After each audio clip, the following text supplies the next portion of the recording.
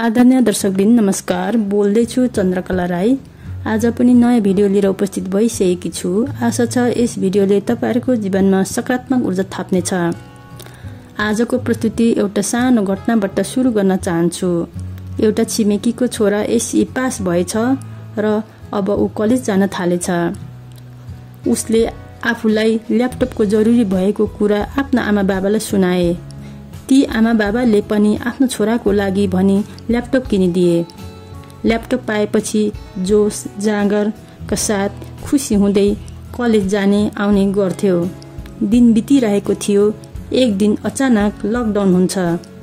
School college सबै बन्द हुन्छ। तर केही समयपछि फेरि अनलाइनबाट सुरु हुन्छ पढाइ। यसै सिलसिलामा त्यो छिमेकीको छोरा पनि अनलाइन पढ्न सुरु गर्छ।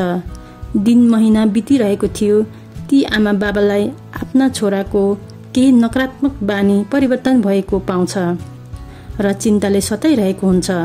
यतिकैमा एक दिन छोराको साथीबाट थाहा हुन्छ छोरा त पढाइ बाहेक अनलाइन गेम अरू विभिन्न कुरामा लागेर दिनरात समय बिताउने र कोठाभित्रै बस्ने गरेको हुन्छ।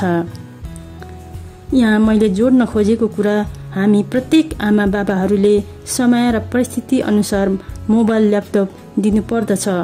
तर महत्त्वपूर्ण कुरा पढाइ बाहेक अरू के हेरिरहेका छन्। असल त असल कुरा भइहाल्यो। गलत कुराहरू छन् भने त्यो कुरा हामीले राम्रो अनि सकारात्मक ढङ्गले व्याख्या गरिदिनु पर्दछ। दर्शकबिन, आजको भिडियो कस्तो लाग्यो?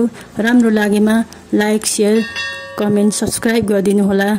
फेरि पनि यस्तै खालका भिडियो लिएर आउनेछु। धन्यवाद।